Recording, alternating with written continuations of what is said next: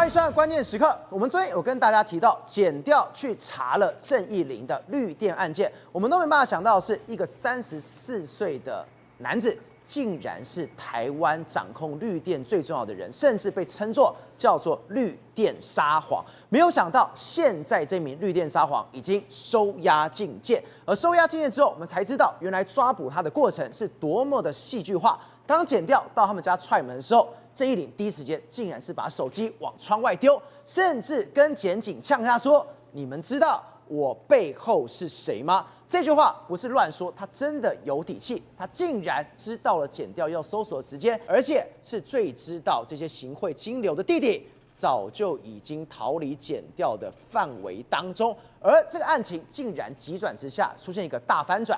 没想到郑义玲在24小时的侦讯之后，当他知道自己被收押时，竟然当庭大哭。为什么要大哭？因为不要忘了，他之前说：“你们知道我背后是谁吗？”当今天我被收押，就代表那个背后要挺我的人，是不是要跟我做切割了呢？而为什么说郑义玲到底在对于台湾能源有多重要？这本书带给了我们一个解答。这本书是我们前总统小英总统出的，叫做《时代如何转了弯》。郑义玲在小英总统的能源政策里面扮演一个非常重要的一个位置，包括2025的非核家园，他就是背后的操盘手，甚至2016年当蔡总统上任的时候，他马不停蹄的第一时间就打电话给了郑义玲，跟他讨论未来的能源政策。就是因为有这一层关系，所以他被叫做小英男孩。就是因为这一层关系，是从蔡英文总统的办公室马上就发出了声明。你看到这份声明怎么写？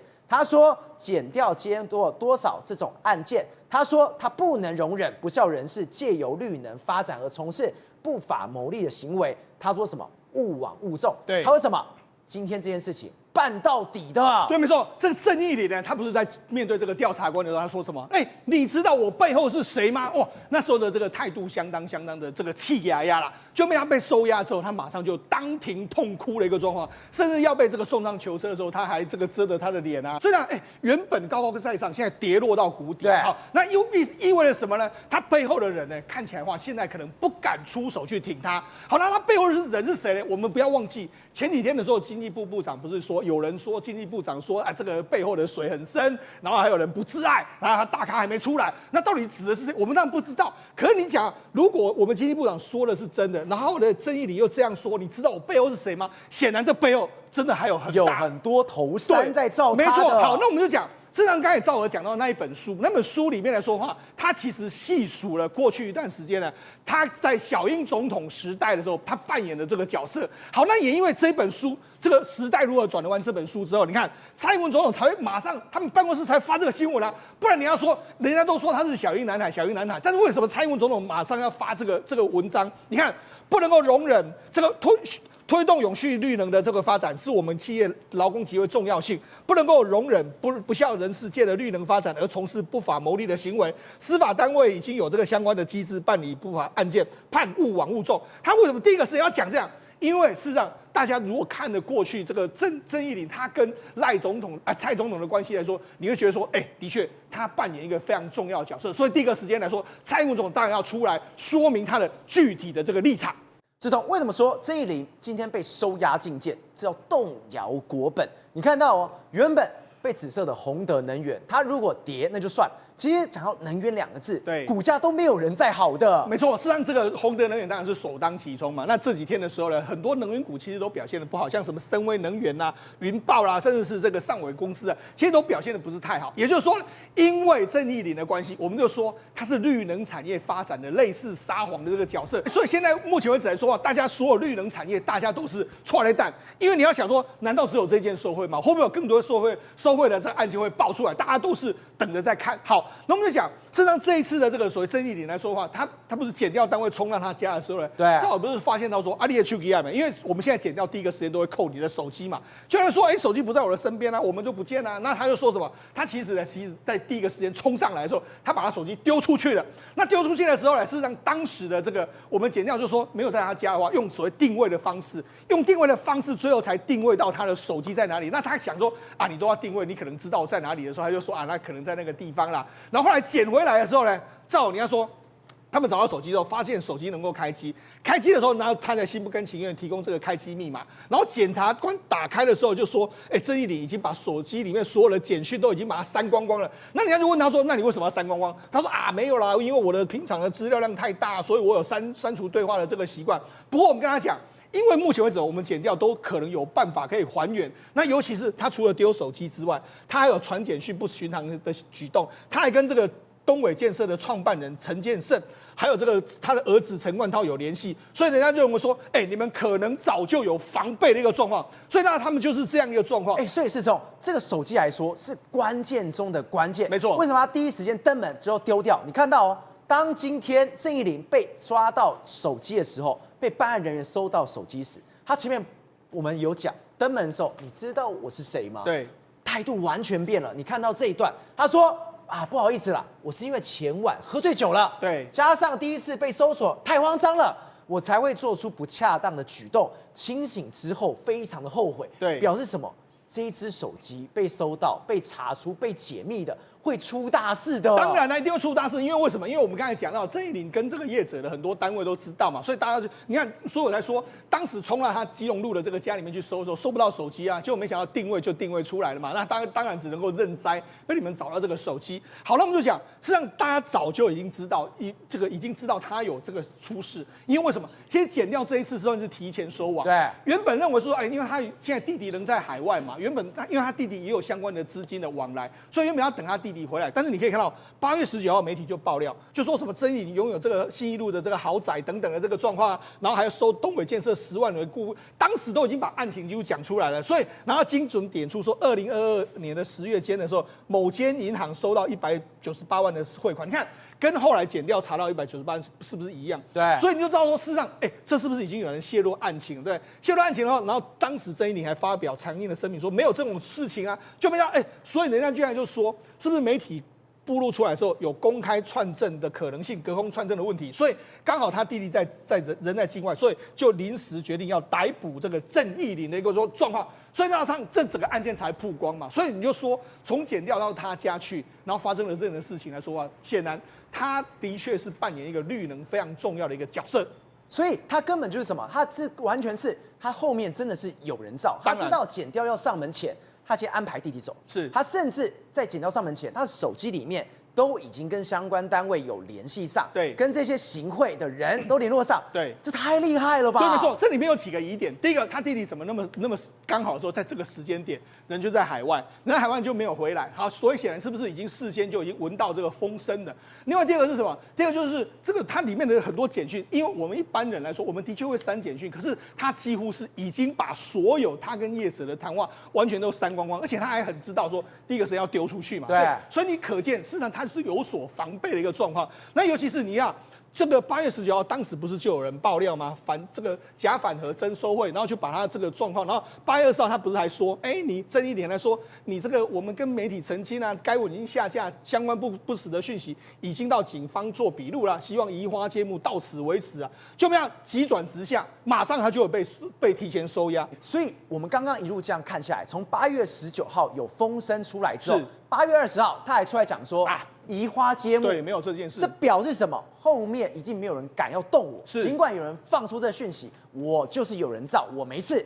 结果没多久就被抓了，对，抓了之后就收押了，对，这也难怪为什么要在庭上知道收押2个字之后崩溃大哭，真的没有人造我了。没错，他原本认为说检调不会办我嘛，就没想检调办了嘛，所以可见这时候的有一些这个背后的角力就在这个时候出现，那可能就是他背后的人。跟现在的人在互相的斗，那斗了之后，后来这个可能他后面的人发现到说这个苗头不对，松手了之后，那目前就出现这样的局面嘛。好，所以他才会从原本的高高在上崩溃，或许有他这样的一个心理转折。好，那我们就讲，那为什么我就觉得，世聪你或者赵，你们怎么敢把它讲成说好像是这个所谓绿电撒谎这样一个状，到底是真的还是假的？好，我们跟他讲。实际上，我们一切要从这个时代如何转而弯这一本书来来做起。蔡英文第一次总统这个失利的时候，卷土重来，为2016年大选做准备嘛，他所有的政策都要更加详细跟估算。所以呢，他说当时因为他们要负责一个2025年非核家园的这个计划，对，当时的这个郑义玲呢，他是林权的学生，然后被林权网罗进入这个智库，是这个电力模型还有能源模型的科学评估者。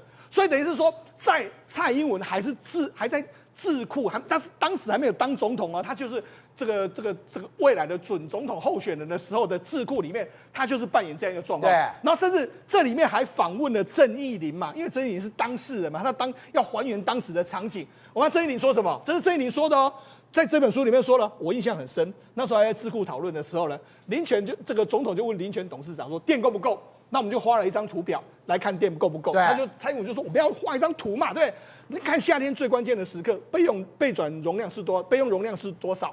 然后备转容量率是多少？要多少？那我们的机组方面能不能够通过关键时刻？那时候是在景气不好的时候的假设，加上节能的努力，我们一路算到2025年啊。所以等于是说，这是什么样子？总统来问林权，然后他在，然后所以我们他在总统跟林权的面前，他们这样算，所以等于是他当面跟林权跟我们总统沟通嘛，对，这样一件事。好，那我们就讲后来呢，因为还有另外一个人叫斯科尔也出现在这本书。那斯科尔是谁呢？斯科尔是小英的学弟，他也当年受到重用，他曾经也是小英办公室的非常重要人物。好，那他说什么？他说了，斯科尔说，我记得小英选前就盯着幕僚说，你要算清楚啊。你要选后也还在意，他已经当选了，对。然后当选不到1个礼拜之后，他在幕僚的庆功会上面接到蔡英文的电话，斯科尔接到蔡英文的电话，那时候是刚胜选，对，大家幕僚觉得大家辛苦了，很开心啊，对。然后总统来电了，对，来电，他就说什么？他就说，台电的这个10年的能源方案够不够啊？电够不够用啊？这个状况啊，他就说，因为他要蔡英文准备要当总统了嘛，他已经希望说把这个搞清楚，再来这个做最后的 check， 看当初的假设跟现在假设有没有不一样。然后他就说，那因为斯科尔是说，那我们这个就给这个比较懂的嘛。那当然郑义玲当时也在身边，他说郑义玲这个电话给你接。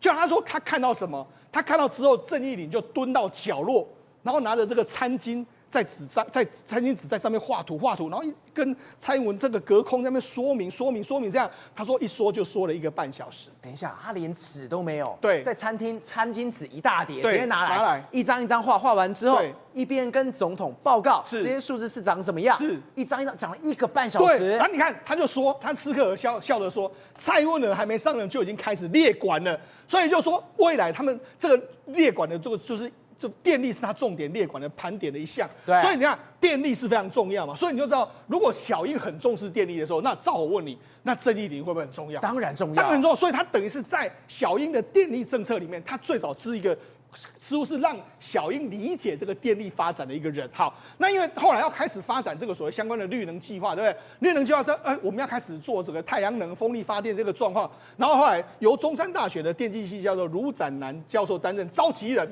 然后从智库时代变参与能源发展的郑义玲加入了团队，担任什么？担任副召集人。当时是行政院成立了所谓电力系统总体检小组哦，然后因为有修电业法，对，完成了这个我们绿电能够发展的一个母法，然后他担任副召集人哦，当时的电力系统总体检小组是未来电力最重要的人，他是担任副召集人。那这个重不重要？当然重要。对，然后未来台湾的能源跟未来台湾的电力对的这个所谓的舵手，它是一个副舵手的概念。没错，这其实一个概念是什么？我们从零开始，我们要怎么规划，然后怎么盘点，然后怎么样，是由他跟当时的这个卢展南教授2个人，一个是召集人，一个是副召集人，我们把他从零开始。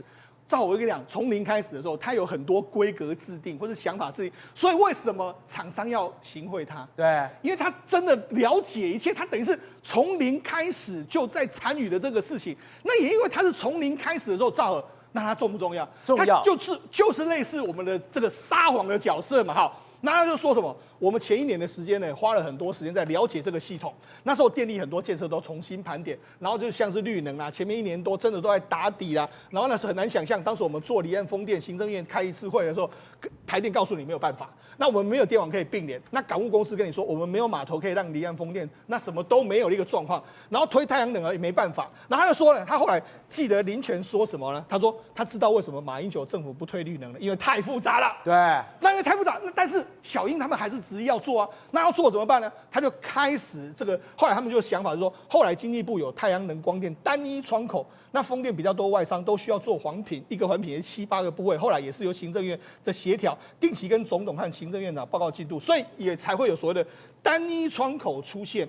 因为你要一评估要有7、8个部会啊，这太夸张了。对啊，就一个案子一个环评是，7、8部会跑来跑去的。对，所以是不是由单一窗口来做是比较好？对，所以有单一窗口，其实上应该也是他们的建议之后才会这样，所以后来才会有所谓的绿推中心嘛。对，绿推中心就是所谓单一窗口的这个概念嘛。那绿推中心出来之后，它就变成是什么？太上机构嘛，因为整个我们绿能的所有的发展就进入到绿推中心去了嘛。好，那绿推中心来说，这个郑义玲是担任什么角色？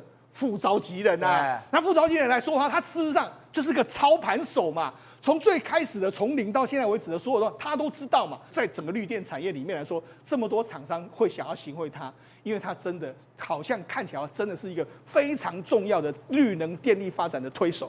宇轩，为什么说郑义玲的角色这么重要？年纪轻轻，30几岁，绿电的沙皇。你看哦，国民党立委赖士葆生，为什么他可以这么的有骨气，觉得有人在罩他，是因为有个吴姓政务委员，这个吴姓政务委员就是谁？就是吴振中。他跟吴振中的交情感情真的有到这么好的？我们把时间回推到2006年哦，那时候呢，郑义玲才26岁。那时候26岁年轻人，那个台大经济系刚毕业，应该没多久吧，就没有。他那时候跟一个人是谁？前国科会副主委哦，后来当然是政务委员嘛，对不对？这个人就是吴振中。对，结果他们竟然共同发表一篇文章，这篇文章写出什么呢？展望台湾新局，废核不会大幅度的增加碳排放，什么意思？他那时候就在鼓吹说，以核养绿，把核给废掉，2025非核家园，而其中全部都用绿能。到兆和，我们刚才讲了老半天，你后来发现一件事情，对。蔡英文以及经济部有没有提出能源转型白皮书？有，而且里面呢，真的是要我们讲的以核能来以绿能来替代核能。结果被外界怀疑说啊，今天 gay 啊，真的就是由吴振中跟郑义玲这两个人，特别是郑义玲来去操刀整个蔡英文的绿能政策。这不就是你刚刚我们讲的再生拿到的那本书里面转型的那本书里面所陈述的吗？但你仔细看之后，你会吓坏了。吓坏在哪里？为什么？数学有问题。来。他跟你讲说，经济部的预期成果，2025达风力发电容量目标，陆域呢1.2吉瓦，离岸的5.7吉瓦，总计6.9吉瓦，总计呢年发电量可以达到243亿度电，年减碳量1234万吨。哦，这是当时的理想嘛？对。那我们现在都知道破功了嘛？因为今年2025年，好不好？全部大破功，可带动累积投资新台币1兆。创造2万个就业人次，2万人次，可怕啊！可怕不在这边，所以呢，每个人平均可以拿到的5000万的投资额度，换言之，每个人都可以赚到5000万。结果呢，后来再去调，你会发现一个更可怕的一个事情，这个事情是什么？也就是呢，郑义玲所瞧的这个案子里面有2家公司，对，一家叫做东伟建设嘛，我们大家都知道，另外一家就是宏德能源，他们2个曾经合资一家公司，叫做安康数据公司。那这个安康数据呢，做的就是大数据哦。那其中呢，是谁先投资的？这很重要，为什么？因为先投的人代表他有领导的地位。对，结果发现说，竟然是宏德能源所先投资的，他先去投了我们讲的1.07亿来去投资取得49%股份，而后面呢，诚信父子党呢才追加用方式去跟进来。那他不帮他们瞧的是什么事情呢？配电。我们是不是昨天一直讲到一个概念哦？讲到这个概念是什么？叫做馈线。它原来是这样，他打算呢在内湖成立一个资料中心，但照资料中心最需要、最缺的是什么？电嘛，对不对？宇轩，你刚刚讲的是 AI 资料中心，我昨天我们在谈这个案子的时候，以为只是光电，只是馈线的问题，原来这跟 AI 的资料中心是有关。重点是 AI 资料中心也要这个小沙皇管。对啊，你现在发现权力也太大了吧？他是住海边的沙皇哦，这个电力他也管，然后 AI 他也管，为什么？因为 AI 需要用电嘛，那用到电呢，这时候小沙皇就会跳出来了，说哦，是吗？那你如果说要照正常程序哦，你要慢慢排队哦，各位啊，台湾资料中心要成立的这么多，台湾的电就这些，那你要排到电，不知道牛年马月，搞不好别人呢都已经 run 到不知道什么程度了，所以这时候汇款就来了嘛。就开始行贿了嘛，开始有我们讲到有金额嘛，甚至有外界传闻的这种房产疑似就出现了，开始在贿赂了嘛。然后呢，郑义玲就帮他讲说，好，那我马上帮你搞定。所以呢，他就向台电施压，利用电，因为能源哦跟 AI 资料中心这完全是绑在一起的。对 ，AI 资料中心的规模甚至是用能源来做计价单位的哦，计量单位的，所以就直接说给他，先给他。就后来呢，这个案情就是这样子嘛，被检调查获之后，发现说，哦，原来你就是为了内湖这个地方，为了配电这个东西，去施压台电，协助取得电力开采商用途，所以呢，因此就会这样查办。所以最后呢，他直接被羁押。但现在怪的是什么？因为8月19号的时候呢，有媒体去爆料说，确定的是他银行户头收到了198万元的汇款，所以换言之，整个案件呢斩钉截铁，确定他确实大有问题。但更可怕的是什么？因为过去大家讲说，那郑义玲凭什么啊？他背后的靠山到底是谁？对，大家一直在问这个问题嘛，因为我们从他过去的行迹跟蛛丝马迹，觉得他太怪了嘛，所以才会让业者说他看起来不像幕僚，像是地下老板嘛。而且甚至开会的时候呢，人拢翘脚连喙揪整个歪歪哦，部长无讲话话一大堆，可能沈荣金在后面还在听的时候，他郑丽颖会跟你讲说，你这个不行，你这个给我追加一个报告，我要了解一下你这个细项。问题一大堆，所以他们说阎王意见小鬼难缠。这真的假的？他说出现对底下事务官拍桌开骂，等于说109个那个站长，啪，说什么东西啊？而且你知道可怕可以这样翻脸的？你知道可怕在哪里吗？你如果私底下大吵大闹或者是暴怒那个还有另当别论。他在厂商面前，他等于是帮一个给厂商看嘛。代表我官位很大，我让人知道我下面扒手了嘛，不然你怎么在外人面前那边暴怒呢？你要也是私底下去处理啊，所以代表没在演嘛。但最后面呢，有一个公务机关我们讲相关的公务人员就讲了说，当时疫情期间常常看到他每次呢部长他身边呢，他总是形影不离跟在旁边那部长没讲话呢，总是他在讲话，我们旁边都是打杂的。换言之，连一些次长甚至我们讲的司长都没有来他的位阶高。所以呢，越年轻你爬得越高呢，很容易我们讲了，往往就摔得越重。对于这些绿能发展以及民进党人士来讲这样子一个明明有大好前程的人生胜利组，怎么会把自己搞到进土城的那一条路，令人匪夷所思。或者今天大家都想问郑义玲她背后的靠山到底是谁？大家猜嘛，因为想说怎么有人去被抓到的时候会说，你知道我背后是有谁吗？结果现在最衰的是什么？郭志辉，他说我不辞职了吗？你们找我什么事情？他马上发了声明，为什么要被发声明？他说：“你郭志辉跟郑义玲一定是有关联性，你一定跟这个能源是有关系。”他说：“没有，我今天意图将本人与过往绿电弊案连结，此等行为逾越了政治攻防的底线，更是对我个人毕生幸运的严重侮辱。”实际上我跟你讲，郭志辉现在是这样。之前大家一直说，你赶快下台，你的那个关税不好。他鼻子摸了，想说好，那我大不了就不干，我认了。我认了，好不好？那你们一直觉得我做不好，那没关系嘛，我大不了我就不干就对了嘛。那我这个最近身体为恙，那我也就刚好这个生病，我可以疗养我身体，所以就请假或者就是直接说不干，我去疗养身体。不是啊。我都已经下台，我自己就要告老还乡。你不能再把脏东西往我身上，你不能再叫我去背你的锅啊！我又不是你的阁员，你现在叫我背什么锅？所以他才会把话讲得那么硬啊。他说我这个东西已经逾越政治攻防的底线，对我个人更是毕生信誉的严重侮辱他这话讲得很硬他为什么要把话讲得硬？其实我跟你讲，他最重要后面有，甚至不是这2天还有个新的话吗？他后面这个陈义玲后面有更高层、更大咖的人。事实上，我也相信这件事情跟郭志辉没有关系，因为郭志辉到没多久，那个郑义玲事实上他就已经离开了刚刚提到这个绿退中心嘛。对。所以如果他愿意要用他的人马情况之下，何必就是说要把它弄开？所以显然呢，他们2个应该是不是同一挂的。那现在又有人就有一些报道，但那个报道我是个人也迟疑啦，说什么郑义玲他本来只是当一个所谓的副总经理到个台积电当副总经理后来呢，听说他自己私下运作那私下运作的一个情况之下，就把自己变成了总经理郭志辉听了很不高兴本来要开那个董事会要把他给干掉，拔掉他这个总经理，没有想到还没拔他条，我自己先被干掉。还有这种事情？我今天是郭志辉，我知道他下面乱搞，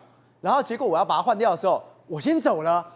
有这么厉害的？是我跟你讲但是这个当然是媒体报道，然后呢，但是就我来讲，我觉得这个郑义玲他要成为这个台积电的这个总经理这件事情，应该不会是意外应该是原本就定好。为什么？因为台积电，我刚刚仔细爬梳了一下，我觉得现在是鬼月，对不对？我觉得台积电从成立到现在这个人事案，从头到尾都是个鬼故事这从头到尾都是个鬼故事。好，第一个鬼故事是什么？这个我们之前讲过，就本来啊，经济部啊一直要成立这个台制电啊，台制电呢从去年开始也不断的去讲说啊，我们成立的目的啊是要当离岸风电的大盘商啊，我们要当离那个所谓的绿能的好事多啊，什么意思？就是我们跳出来啊，然后呢，我们跟这一些风电的业者啊，这个风电业者去买电，然后呢再统收之后，我们再分别卖给这些业者嘛，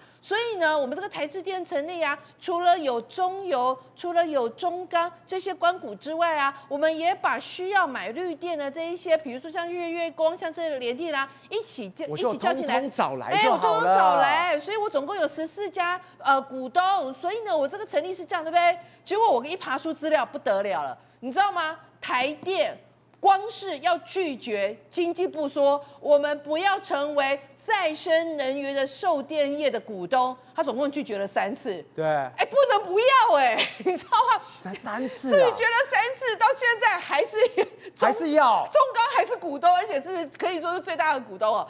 第一次是经济部行为给中钢，就说你自己考虑一下，你要不要从这个跨行到所谓再生能源的售电业者？结果中钢说不好意思，我们不熟悉，而且这不是我们的领域，我们不要。第二次去年11月再讲一次，他又说这风险过大，我们不要。第3次也不管你了，他只有怎么样，你知道吗？本来要你从20%降到12%，你知道为什么要从20%降到12%吗？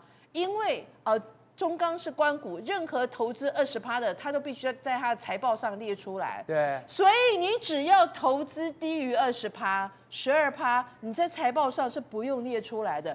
换句话说，政府是要你吃了这个亏，但是我帮你想个办法，就顶多不要在财报上露出来。你被你讲，中钢竟然没有说不的权利，所以你就知道这是第一个鬼故事啊。中钢后面有200万个小股东啊，中钢自己评估说，我不要投资，我不要弄这个售电，这不是我的本行，我不要。不，你没有说不要，你只有认多少的问题。你一定要。对，你一定要。所以当时你看右边《天下》杂志这篇报道，他就写出一个重点，为什么人家中钢一定要啊？你等于有没有若亏损要100万的中钢股东一起承担哦？那现在今天我终于了解台制电。兆和，我问你，台制电成立的目的要为什么？像我这样，我们之前一直认为台制电的目的就是过去台电亏了很多，亏了一屁股，台电亏完，中油亏完，好吧，那我就弄个台制电来亏，这是我的想法嘛。就我今天才知道，我真是太蠢了，不是这样子的。原来台制电存在的目的是要协助风电业者可以从银行借到钱。原来是我想说为什么会这样？好，我们现在来看第2个鬼故事。你看左边那2个鬼故事，你来念一下。你知道它标题是什么？什么？优于国内半导体业，台制电摘标普 A 减的性品。然后第二什么？泛官股支持。你看到这时间2025 4月，2025 8月，台制电获了惠誉国内长期等 AA Plus 呢。这真是鬼故事你知道？这等于是国内都觉得不错啊。你知道 AA Plus 它是比国内的上市柜公司大概有90%以上平等都还要好。我问你啦，这家台制电成立到现在不到1年的时间，它一会是标准普尔 A 减，然后再来惠誉国内 AA 加。鬼故事啊！这家公司成立不到1年的时间，任何业绩都没有，没有运转可以拿到。我跑这么久，我没有听过这种鬼故事只有一种可能，而且文章其实有写，为什么？因为里面有政府支持，泛官股支持。好，我跟你讲，就算泛官股支持，中钢自己才 AA 我中钢成立的公司没有任何绩效可以 AA 减，所以我跟你讲，有人在搞这个局，搞什么局？这个台制电我们有中官股支持，所以而且台制电下游的股东都是它的民营股东都是买家，所以台制电跳出来当大盘商，它的小盘商都出去了。好，那它真正要解套的是什么？就是这些上游的风电业者，因为目前我们3支1期的目前的5家风电业者里面，只有1家有成功借到钱，只有1家，它未来的风电有80%都找到买家，其他的4家完全因为融资有困难，然后也没有找到买家，所以没有办法继续推动下去。所以兆和，我跟你讲，现在鬼故事是什么？现在鬼故事就是我们的风力发电的政策，因为融资不易，因为这些开发商借不到钱，因为我们的银行认为你这个风险太高不敢借。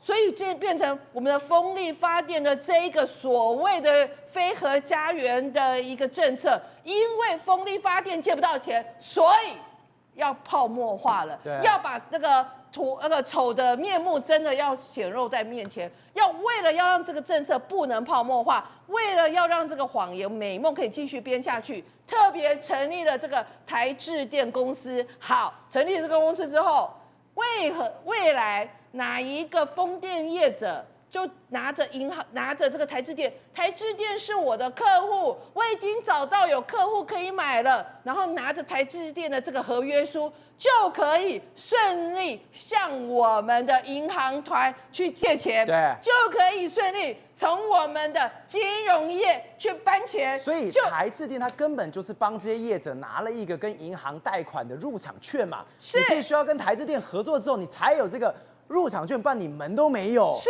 所以这个绿电撒谎，从过去的绿推中心到现在台制电，它还是紧紧掌握着所有台湾绿能的命脉啊。对，而且重点是看到这个钱，看到台制电的这个合约，等同看到 ATM 的提款卡，只要输进去，台湾的泛官股银行金融机构就要把钱吐出来给谁？吐出来给这些风电业者。所以换句话说，从头到尾，原来这个鬼故事的目的是要让这个风电的谎言可以继续延续下去。Jimmy， 为什么我们一直讨论风电、绿电、太阳能电？为什么？因为这在台湾人来讲说，我们都知道太多这一种贪污的事情来发生，但没有想到媒体一一报道。刚刚慧珍讲鬼故事，我心想这根本不是鬼故事，这跟电影情节一样。你竟然在这个光电的收贿案当中玩一个叠对叠，玩一个只有电影会出现的镜头，这种交付的方法，我从来没有看过。你知道这些手法，就是在大约9年前，2016年政府开始大力推展绿能以来，不管是太阳能光电或是风电这一种这个绿能产业，它所创造的这个市值至少都超过1000亿元以上。对，这么样的一个大饼，业者、厂商还有地方的各派系黑白两道，谁不觊觎这块大饼就有钱大家分啊？那我就跟大家讲，其中一个手法，比如说之前在苗栗县的通霄镇镇长啊，这个陈汉志啊，对，他之前为了这个他的通霄镇，他们想说有很多的这个公有的建筑和公有的地方，它上面可以用作太阳能的这个板，然后呢，结果后来就图利业者，那结果没想到他在收汇款的时候，第一次呢是收人家36万，对，你知道意思是什么吗？什么意思？66大顺啊。第二次是收71万，什么意思？清一清啊，71加36，前后收了107万，而且最后一次的那个71万啊，很夸张，它是在通霄的这个海水浴场，大家都知道，那算是一个知名的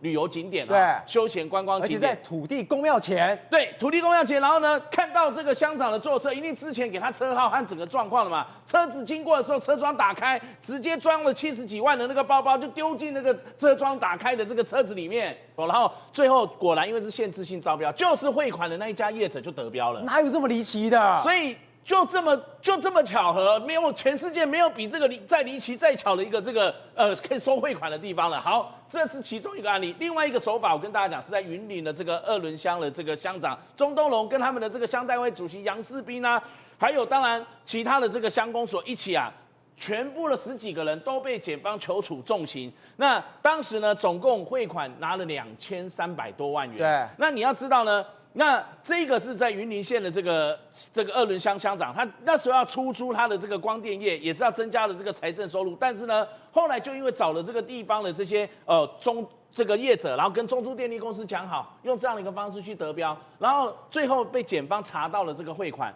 有950万元，其中920万元藏在他自己的中家2轮箱的祠堂里面。你说就像这样一样，他把钱藏在他的祠堂，对，这个是祭拜祖先的地方，是他把这个钱砖都藏得好好的，而且有些是放在祠堂的，比如说匾额上面或者怎么样，这样是藏上不是藏下的。我们只有看过中国那种查贪官，把那个砖头打破，里面都是人民币砖。结果我们台湾也有这样的，所以你就觉得说，这些人到底在想什么？你要知道，这些地方的这个派系、地方的这些民意代表官员，他们收了汇款，他们可不像我们今天在讲郑义玲的案件，他可能可以用什么方式洗钱，哇，这么一大叠，甚至还有保险箱，通通都查出来了，全部都是现金，他就只好一叠一叠的就藏在了那个专门祭拜祖先的祠堂上面，所以这些手法都是我们看到绿能的蟑螂，他们在收贿之后用这种方式，然后去把他们的这个汇款给藏起来。但不止这样，我跟大家讲，还有像这个我们常听到鱼电共生，鱼电共生不是上面要这个光电的这个太阳能板，下面要鱼池、鱼温去养这些鱼吗？你才能够这个不会损害南部很多的这个传统的农村渔村，对它原来的这个养殖渔业产业嘛。比如说在台南的七股，它是一个靠海的这个地方，结果可是你现在看到很多七股的这个地方和台南它的这个渔温鱼池几乎都荒废，全部都是一片一片的太阳能板，所以才会有这一次8月份不是